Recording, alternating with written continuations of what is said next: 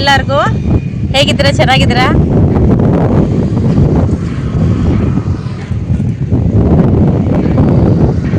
Hi ಎಲ್ಲರಿಗೂ, ಹೇಗಿದ್ದೀರಾ? ಚೆನ್ನಾಗಿದ್ದೀರಾ? ನಾನಿವತ್ತು ರೋಡ್ ಸೈಡ್ ಕೂತಿದ್ದೆ, ದೇವಸ್ಥಾನಕ್ಕೆ ಹೋಗಿದ್ದೆ. ಹಾಗೆ ಒಂದು ವಿಡಿಯೋ ಮಾಡ್ಕೋಬೇಕು ಅನ್ನಿಸ್ತು, ಅದಕ್ಕೆ ಇಲ್ಲೇ ದೇವಸ್ಥಾನ ಪಕ್ಕದಲ್ಲಿ ರೋಡಲ್ಲಿ ಕೂತಿದ್ದೆ. ಏನು ಅಂತಂದರೆ, ಸಂಬಂಧಗಳನ್ನ ಈಸಿಯಾಗಿ ಬೆಳೆಸ್ಕೊಬೋದು, ಆದರೆ ಸಂಬಂಧಗಳನ್ನ ಉಳಿಸ್ಕೊಳೋದು ಎಷ್ಟು ಕಷ್ಟ ಅಂತಂದರೆ ಅಷ್ಟು ಕಷ್ಟ. ಒಂದು ವೇಳೆ ಯಾರಾದರೂ ನಮ್ಮನ್ನು ಬಿಟ್ಟು ಹೋದರೆ, ಅವ್ರು ನಮ್ಮನ್ನು ಬಿಟ್ಟು ಹೋಗಿದ್ದಾರಾ ನಿಜಾನ ಅಂತ ಆ್ಯಕ್ಸೆಪ್ಟ್ ಮಾಡೋಕ್ಕೇ ನಮಗೆ ಮಿನಿಮಮ್ 3 to 4 years ಆಗುತ್ತೆ. ಸರಿನಾ? ಸಂಬಂಧಗಳು ಎಷ್ಟು ಈಸಿಯಾಗಿ ಫ್ರೆಂಡ್ಶಿಪ್ ಮಾಡ್ಕೊತೀವಿ, ರಿಲೇಟಿವ್ಸ್ ಹತ್ರ ಎಷ್ಟು ಈಸಿಯಾಗಿ ಒಂದಾಗ್ತೀವಿ, ರಿಲೇಟಿವ್ಸ್ ಜೊತೆ ಚೆನ್ನಾಗಿ ಮಾತಾಡ್ತೀವಿ, ಸಂಬಂಧನ ಬೆಳೆಸ್ಕೊಂಡು ಹೋಗ್ತೀವಿ. ಫ್ರೆಂಡ್ಶಿಪ್ಪಲ್ಲೂ ಹಾಗೇ ಎಲ್ಲರ ಜೊತೆ ಚೆನ್ನಾಗಿರ್ತೀವಿ, ಬೇಗನೆ ಫ್ರೆಂಡ್ಶಿಪ್ ಆಗಿಬಿಡುತ್ತೆ, ಬೇಗನೆ ನಾವೆಲ್ಲ ಆಚೆ ಹೋಗ್ತೀವಿ. ಅಂದರೆ ಆಚೆ ಹೋಗೋದು, ತಿನ್ನೋದು, ಉಣ್ಣೋದು, ಏನೋ ದೇವಸ್ಥಾನಗಳಿಗೆ ಹೋಗೋದು, ಓಡಾಡೋದು, ಈ ಥರ. ಆದರೆ ಅಷ್ಟು ಚೆನ್ನಾಗಿರೋ ಫ್ರೆಂಡ್ಶಿಪ್ಪು ಒಂದೇ ಸರ್ತಿ ದೂರ ಆಗಿದೆ ಅಂತಂದರೆ ಅದನ್ನು ತಡ್ಕೊಳೋ ಶಕ್ತಿ ಬೇಕು.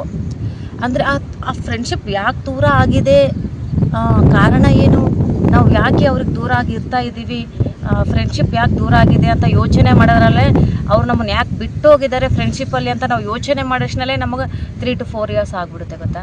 ಇದು ನಿಜಾನ ಅಂತ ಆ್ಯಕ್ಸೆಪ್ಟ್ ಮಾಡೋಕ್ಕೇ ನಮಗೂ 3 to 4 years ಆಗಿಬಿಡುತ್ತೆ. ಇನ್ನೊಂದಂದರೆ ಹತ್ರವಾದ ಸಂಬಂಧ. ಈಗ ಹತ್ರವಾದ ಸಂಬಂಧ ಅಂದರೆ ಅಣ್ಣ ತಂಗಿ ಆಗಿರ್ಬೋದು, ಅಕ್ಕ ತಂಗಿ ಆಗಿರ್ಬೋದು. ಈಗ ಅಕ್ಕ ತಂಗಿ ಎಲ್ಲರೂ ಅಂತಲ್ಲ, ಕೆಲವೊಂದು ಜನ ಅಕ್ಕ ತಂಗಿ ಇದ್ದೀರಿ ಏನು ಮಾಡ್ತಾರೆ ಅಂತಂದರೆ ಒಡವೆಗೋಸ್ಕರ ಜಗಳ ಆಡ್ತಾ ಇರ್ತಾರೆ. ತುಂಬ ಅಮ್ಮನ ಒಡವೆ ಆಗಲಿ, ಮನೇಲಿರೋ ಒಡವೆ ಆಗಲಿ, ಅಕ್ಕ ತಂಗಿ ಅಂತಾರೆ ಜಾಸ್ತಿ ಒಡವೆ ಸೀರೆಗೋಸ್ಕರ ಜಗಳ ಆಡ್ತಾರೆ. ಅಷ್ಟು ಜಗಳ ಆಡ್ತಾರೆ ಒಡವೆ ಸೀರೆಗೋಸ್ಕರ. ಹಂಗಂತ ಕೆಲವೊಂದು ಜನ ಏನು ಮಾಡ್ತಾರೆ ಅಂತಂದರೆ ಆ ಜಗಳಲಿಂದಾನೇ ಅವರು ರಿಲೇಷನ್ಶಿಪ್ನ ಕಳ್ಕೊಂಡ್ಬಿಡ್ತಾರೆ. ಅಂದರೆ ಅಯ್ಯೋ ನಮ್ಮ ಅಕ್ಕ ಅಷ್ಟು ಒಡವೆ ತೊಗೊಂಡ್ಲು ನಮ್ಮಮ್ಮಂದು, ಇನ್ಮೇಲೆ ನಾನು ಮಾತಾಡಲ್ಲ. ಅಯ್ಯೋ ನಮ್ಮ ತಂಗಿ ಇಷ್ಟು ಒಡವೆ ತೊಗೊಂಡ್ಲು ನಮ್ಮಮ್ಮಂದು, ನಾನು ಮಾತಾಡಲ್ಲ. ಆ ಥರ ಅಣ್ಣ ತಂಗಿ ಜಗಳ ಹೇಗಿರುತ್ತೆ ಅಂತಂದರೆ, ಫಸ್ಟ್ ಇವಾಗ ಅಣ್ಣ ತಂಗಿ ಜಗಳ ಬಗ್ಗೆ ಮಾತಾಡೋಣ ನಾವು. ಅಣ್ಣ ತಂಗಿ ಜಗಳ ಅಂದರೆ, ಅಣ್ಣ ಮದುವೆ ಮಾಡಿ ತಂಗಿಗೆ ಮದುವೆ ಮಾಡಿ ಕೊಟ್ಬಿಡ್ತಾರೆ. ಮದುವೆ ಮಾಡಿ ಕೊಟ್ಬಿಟ್ಟ ಮೇಲೆ ಒಂದಿಷ್ಟು ಸಾಲ ಮಾಡಿಕೊಂಡು ಒಬ್ಬಳೇ ತಂಗಿ ಅಲ್ವ ಅಂತ ಗ್ರ್ಯಾಂಡಾಗಿ ಮದುವೆ ಮಾಡಿ ಕೊಟ್ಬಿಡ್ತಾರೆ. ಅಷ್ಟು ಮದುವೆ ಆದಮೇಲೂ, ಚೆನ್ನಾಗಿ ಮದುವೆ ಮಾಡ್ಕೊಂಡು ಹೋದ್ಮೇಲೂ ಒಂದು 4 ವರ್ಷ, 3 ವರ್ಷ, 2 ವರ್ಷ ಆದಮೇಲೆ ಅಣ್ಣನ ಕಡೆ ಒಂದು ಅರ್ಧ ಎಕರೆ ಜಮೀನಿದೆ ಅಂದ್ಕೊಳ್ಳಿ, ಚೆನ್ನಾಗಿ ಒಂದು ಅರ್ಧ ಎಕರೆ ಜಮೀನಿದೆ ಅಂದ್ಕೊಳ್ಳಿ. ರಿಟರ್ನ್ ಬಂದು ಒಂದು ಮಗು ಎತ್ಕೊಂಡು ಬಂದು, ಇಲ್ಲ ಮದುವೆ ಆದಮೇಲೆ ಗಂಡನ ಕರ್ಕೊಂಡು ಬಂದು, ನನ್ನ ಅಣ್ಣನ ಆಸ್ತಿ ಮೇಲೆ ನನಗೆ ಹಕ್ಕು ಬೇಕು ಅಂತ ಕೇಳ್ತಾಳೆ. ಇದು ನಾನು ಎಲ್ಲರಿಗೂ ಹೇಳ್ತಾ ಇಲ್ಲ, ಕೆಲವೊಂದು ಜನಕ್ಕೆ ಮಾತ್ರ ಕೇಳ್ತಾ ಇದ್ದೀನಿ. ಈ ಥರ ಜಗಳಗಳು ಹೇಗೆ ಬರುತ್ತೆ ಅಂತ ಹೇಳ್ತಾ ಇದ್ದೀನಿ ನಾನು ಅಷ್ಟೇ. ಅಂದರೆ ಡೀಪಾಗಿ ಸಂಬಂಧಗಳು ಕಳ್ಕೊಳ್ಳುವಂಥ ಜಗಳಗಳು ಇವೆಲ್ಲ ಜಗಳ ಆಗುತ್ತೆ. ಆವಾಗ ಅಣ್ಣ ಏನು ಮಾಡ್ತಾನೆ ಅಂತಂದರೆ, ಕೊಡೋಕ್ಕಾಗ್ದೇ ಅವರು ಕೋರ್ಟ್ ಸುತ್ತ ಓಡಾಡ್ತಾರೆ, ರಿಲೇಷನ್ಶಿಪ್ಪಲ್ಲಿ ಕಟ್ ಆಗಿಬಿಟ್ಟು ಮಾತಾಡೋದನ್ನ ಬಿಟ್ಬಿಟ್ಟು ಓನ್ಲಿ ಕೋರ್ಟ್ಗೆ ಹೋಗ್ತಾರೆ, ಬರ್ತಾರೆ. ಈ ವಿಷಯ ನನಗೆ ಯಾರು ಹೇಳಿದ್ದಾರೆ ಅಂತಂದರೆ, ಒಬ್ಬರು ನನಗೆ ಕಾಲ್ ಮಾಡಿ ನಾನು ಫ್ರೆಂಡ್ಶಿಪ್ಪಲ್ಲೇ ಕೇಳಿದ್ದು, ನನ್ನ ತಂಗಿ ನನ್ನ ಮೇಲೆ ಕೇಸ್ ಹಾಕಿದ್ದಾಳೆ ಜಮೀನಿಗೋಸ್ಕರ, ಇಷ್ಟು ದಿನ ನನ್ನ ತಂಗಿಗೆ ನಾನು ಎಷ್ಟೆಲ್ಲ ಮಾಡಿದ್ದೀನಿ ನಿನಗೆ ಗೊತ್ತಲ್ವಾ ಅಂತ. ಅದು ನನ್ನ ಫ್ರೆಂಡ್ಶಿಪ್ಪಲ್ಲೇ, ನನ್ನ ಫ್ರೆಂಡೇ ಅವನು. ಆದರೆ ನನಗೆ ಈ ವಿಷಯ ಯಾವಾಗ ಗೊತ್ತಾಗಿದೆ ಅಂದರೆ, ಒಂದು 6 months ಬ್ಯಾಕ್ ಗೊತ್ತಾಗಿದೆ. ನಂಗೆ ವೀಡಿಯೋ ಮಾಡೋಕ್ಕೆ ಟೈಮ್ ಸಿಗಲಿಲ್ಲ. ಇವತ್ತು ನಾನು ರೋಡ್ ಹತ್ರ ಕುತ್ಕೊಂಡು ವೀಡಿಯೋ ಮಾಡ್ತಾಯಿದ್ದೀನಿ, ಲಾಸ್ಟಲ್ಲಿ ತೋರಿಸ್ತೀನಿ ನಾನು ಮೇನ್ ರೋಡು. ನನಗೆ ಟೈಮ್ ಸಿಕ್ಕಿರಲಿಲ್ಲ, ಅದಕ್ಕೆ ನಾನು ಮಾಡಿಲ್ಲ. ಆವಾಗ ನಾನೇನಂದೆ, ಮತ್ತು ಕೊಟ್ಬಿಡಲ್ವ ಒಬ್ಬಳೇ ತಂಗಿ ಅಂತ, ಕೊಟ್ಬಿಡು ಮತ್ತೆ ಅಂತ ಹೇಳಿದಕ್ಕೆ ಏನಂದ ಗೊತ್ತಾ, ನಾನು 18 ಲಕ್ಷ ಕೊಟ್ಟು ಮನೆ ಕಟ್ಟಿದ್ದೀನಿ. ಆ 18 ಲಕ್ಷ ಮನೇನ ನಾನು ಅವಳಿಗಂತಲೇ ಬಿಟ್ಟಿದ್ದೀನಿ. ನಾನು ಮನೆಯೂ ಬಿಟ್ಟುಬಿಟ್ಟಿದ್ದೀನಿ. ನನಗಿರೋದಕ್ಕೆ ಜಮೀನು ಒಂದೇನೆ, ನನ್ನ ತಂದೆ ತಾಯಿ ಕಡೆಯಿಂದ ಬಂದಿರೋದು 2 ಎಕರೆ ಜಮೀನಿದೆ ಅಷ್ಟೇ. ಅದು ಈ ಹಳ್ಳಿ ಕಡೆ ಅಂದರೆ ಅದು ಗುಲ್ಬರ್ಗ ಸೈಡ್, ನಮ್ಮೂರು ಸೈಡ್ ಅವರು ಜಮೀನಿರೋದು. ಅವರಿರೋದು ಬ್ಯಾಂಗ್ಳೂರು, ಆದರೆ ಅವ್ರಿಗೆ ಜಮೀನಿರೋದು ಊರ ಕಡೆ ಅಲ್ವಾ. ಅವ್ರ ತಂಗಿಗೂ ಊರ ಕಡೆನೇ ಮದುವೆ ಮಾಡಿದ್ದು. ಆದರೆ ಸೈಟಲ್ಲಿ ಇವ್ರ ಅಣ್ಣನೇ ಓನಾಗಿ ಮನೆ ಕಟ್ಟಿ, ಮದುವೆ ಆದಮೇಲೆ ಅವ್ರಿಗೆ ಮಕ್ಕಳಾದಮೇಲೆ ಮನೆ ಕಟ್ಟಿ ಕೊಟ್ಟಿದ್ದಾನೆ ನನ್ನ ತಂಗಿ.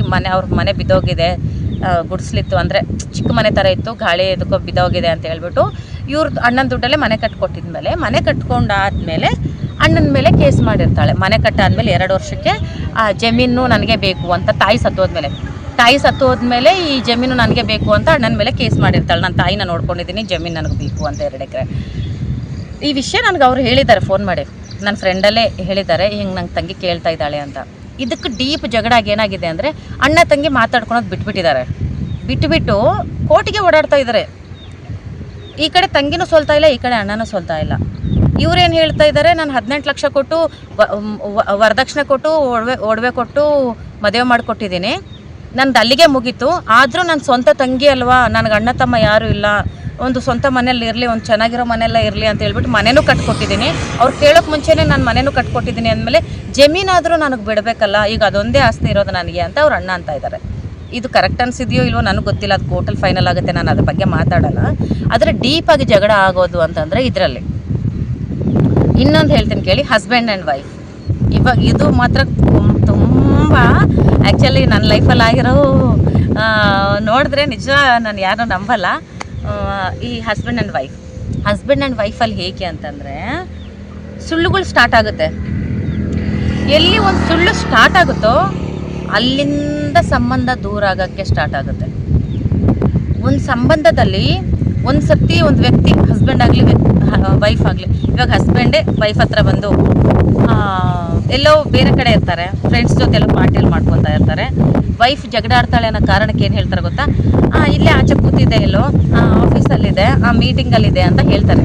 ಸರಿನಾ? ಹೇಳಿರೋದ್ರಿಂದ ಒಂದು 2 ಅವರ್ ಆದಮೇಲೆ ಅವರು ಮತ್ತೆ ಇವ್ರ ಹಸ್ಬೆಂಡ್ ಫೋನ್ ಯಾಕೆ ಎತ್ತುತ್ತಾ ಇಲ್ಲ ಅಂತ ಫೋನ್ ಮಾಡಿದ್ರೆ ಫೋನ್ ಎತ್ತುತ್ತಾ ಇಲ್ಲ ಅಂತ ಆಫೀಸ್ ಕಡೆ ಫೋನ್ ಮಾಡಿ ಅವ್ರಿಗೆ ಕೊಡಿ ಅಂತ ಯಾರಿಗೋ ಫ್ರೆಂಡ್ಸ್ ಕೇಳಿರ್ತಾರೆ. ಅವ್ರ ಫ್ರೆಂಡ್ಸ್ ಹೇಳ್ತಾರೆ, ಇವತ್ತು ಆಫೀಸಿಗೆ ಬಂದಿಲ್ಲ ಅಲ್ಲ, ಎಲ್ಲೋ ಅವ್ರ ಬ್ಯಾಚೆಲ್ಲ ಎಲ್ಲೋ ಪಾರ್ಟಿಗೆ ಹೋಗ್ತಾ ಇದ್ದೀನಿ ಅಂತ ಹೇಳಿದ್ರು, ಆಫೀಸ್ಗೆ ಬಂದಿಲ್ಲ ಅಲ್ಲ ಅಂತ ಹೇಳ್ತಾರೆ.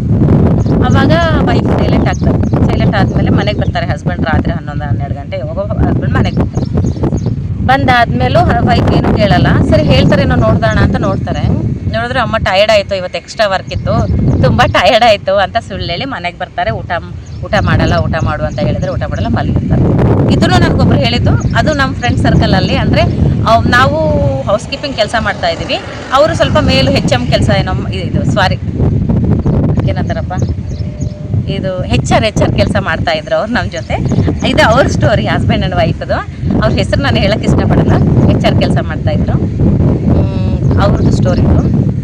ಆಮೇಲೆ ಮಾರನೇ ದಿನ ಅವರು ಇದು ನಾನು ಹೇಳಿದ್ದು ಅವರು, ನೀನು ಯೂಟ್ಯೂಬ್ ಚಾನಲಲ್ಲಿ ಹೇಳಿದ್ರೆ ಹೇಳು, ಎಲ್ಲರಿಗೂ ಅನುಭವ ಆಗುತ್ತೆ ಅಂತ. ಸರಿ ಆಯಿತು, ನಿಮ್ಮ ಸ್ಟೋರಿ ಒಂದು ಹಾಕ್ಬಿಡೋಣ ಅಂತ ಹೇಳ್ಬಿಟ್ಟು ಹಾಕ್ತಾಯಿದ್ದೀನಿ.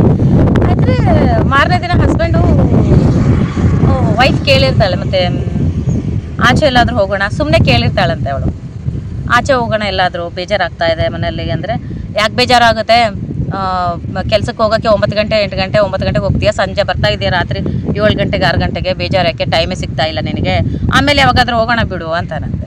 ಸರಿ ಸುಮ್ಮನೆ ಆಗ್ತಾಳೆ. ಮತ್ತು ನೆಕ್ಸ್ಟ್ ವೀಕ್ ಸಂಡೇ ಬಂದಾಗ ಇದೇ ಥರ ಹಸ್ಬೆಂಡ್ ಫೋನ್ ಎತ್ತಲಿಲ್ಲ ಯಾಕೆ ಅಂತ ವೈಫ್ ಮತ್ತೆ ಫೋನ್ ಮಾಡಿದ್ರೆ, 2 ಸತಿ ಫೋನ್ ಮಾಡಿದ್ರೆ ಫೋನ್ ಎತ್ತಲಿಲ್ಲ. ಆಚೆ ಹೋಗಿದ್ದಾರೆ ಹಸ್ಬೆಂಡು, ಅವ್ರಿಗೆ ಅವತ್ತು ಜಾಬ್ ಇರಲಿಲ್ಲ, ಫೋನ್ ಎತ್ತಲಿಲ್ಲ ಅಲ್ಲ ಅಂತ ಹೇಳ್ಬಿಟ್ಟು ಅವರು ಕೊಲೀಗ್ಸ್ಗೆ ಫೋನ್ ಮಾಡಿ ಕೇಳಿದ್ರೆ, ಇವತ್ತು ಅವ್ರು ಆಚೆ ಹೋಗಿದ್ದಾರೆ, ಎಲ್ಲೋ ಬೀಚ್ ಹತ್ರ ಎಲ್ಲೋ ಹೋಗಿದ್ದಾರೆ, ಆಚೆಗಡೆ ಎಲ್ಲೋ ಹೋಗಿದ್ದಾರೆ, ಔಟ್ಸೈಡು 4 ಜನ ಸೇರ್ಕೊಂಡು ಫ್ರೆಂಡ್ಸ್ ಹೋಗಿದ್ದಾರೆ, ಲೇಡೀಸ್ ಯಾರು ಹೋಗಲಿಲ್ಲ ಅಂತ ಹೇಳಿದಾರಂತೆ. ಅಮ್ಮಯ್ಯ, ಲೇಡೀಸ್ ಹೋಗಲಿಲ್ಲಲ್ಲ ನನ್ನ ಗಂಡನ ಜೊತೆ ಅಂತ ಇವಳು ಸಂತೋಷ ಆಗ್ಬಿಟ್ಟು, ನಾನು ಅವಳಿ ಅಂತೀನಿ ಬೇಡವನ್ನಲ್ಲ, ಯಾಕಂದರೆ ಅವ್ರ ಏಜು ನಮ್ಮ ಸೇಮು. ಫಸ್ಟ್ ಅವ್ರು ನಮ್ಮ ಜೊತೆ ಹೌಸ್ ಕೀಪಿಂಗ್ ಕೆಲಸ ಮಾಡಿ ಆಮೇಲೆ ಕಂಪ್ಯೂಟರ್ನ ಕಲಿತು ಅವ್ರು HR ಕೆಲಸಕ್ಕೆ ಅಲ್ಲೇ ಸೇರ್ಕೊಂಡಿದ್ದು, ಅದಕ್ಕೆ ನಾನು ಅವಳಿವಳು ಅಂತೀನಿ, ಜಸ್ಟ್ ಸ್ವಲ್ಪ ಕ್ಲೋಸ್.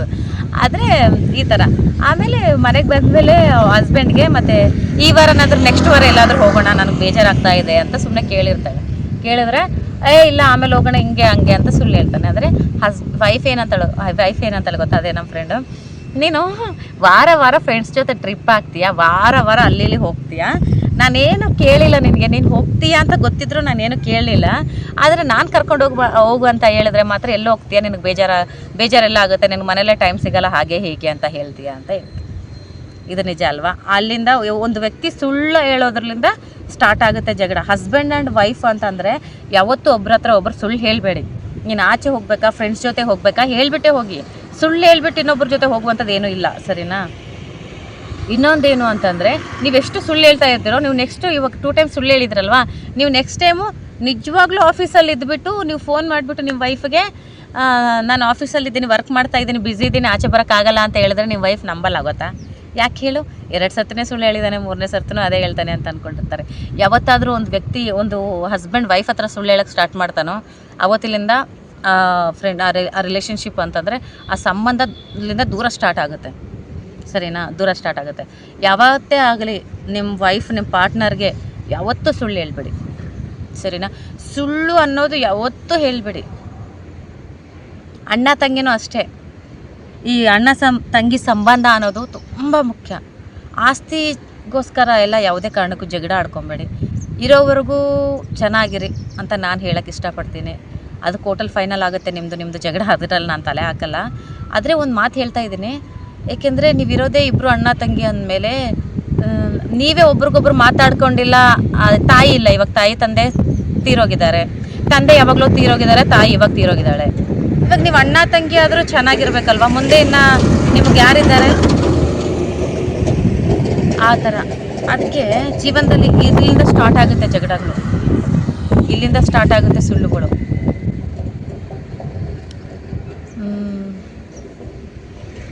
ನಾನು ಹೈವೇ ರೋಡಲ್ಲಿದ್ದೀನಿ ಮತ್ತೆ ಇವತ್ತು ಮೈಸೂರು ಹೈವೇಗಲ್ಲಿದ್ದೀನಿ ನಾನು. ಈ ಮೈಸೂರು ಹೈವೇನ ಹಿಡ್ಕೊಂಡ್ಬಿಟ್ಟಿದ್ದೀನಿ. ಮೈಸೂರು ಹೈವೇನ ಬಿಡಲ್ಲ ಇನ್ನೊಂದು 2 ವರ್ಷ. ಯಾಕಂದರೆ ಇಲ್ಲಿಂದ ಜಾಸ್ತಿ ಓಡಾಡ್ತೀನಲ್ವ, ಅದಕ್ಕೆ ಇಲ್ಲೇ ಕುತ್ಕೊಂಡ್ಬಿಟ್ಟಿನಿ. ಫುಟ್ಪಾಟಲ್ಲಿ ಎಲ್ಲರೂ ನೋಡ್ತಾ ಇದ್ದಾರೆ, ಗಾಡಿಗಳು ಹೋಗೋರು ಬರೋರು.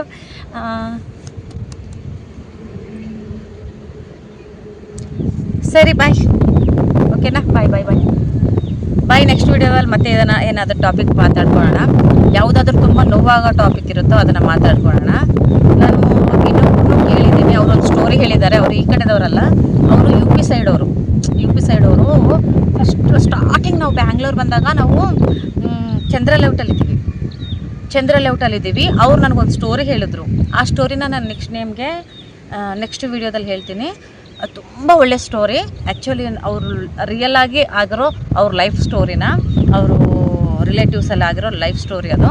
ಅವರು ಚಿಕ್ಕಮ್ಮನ ಮಗಳಿಗೆ ಆಗಿರೋ ಲೈಫ್ ಸ್ಟೋರಿ, ಅನ್ಯಾಯ, ಮೋಸ, ಅದು ವಿಡಿಯೋ. ನಾನು ಆ ವಿಡಿಯೋ ಬಗ್ಗೆ ನೆಕ್ಸ್ಟ್ ವಿಡಿಯೋದಲ್ಲಿ ಹೇಳ್ತೀನಿ.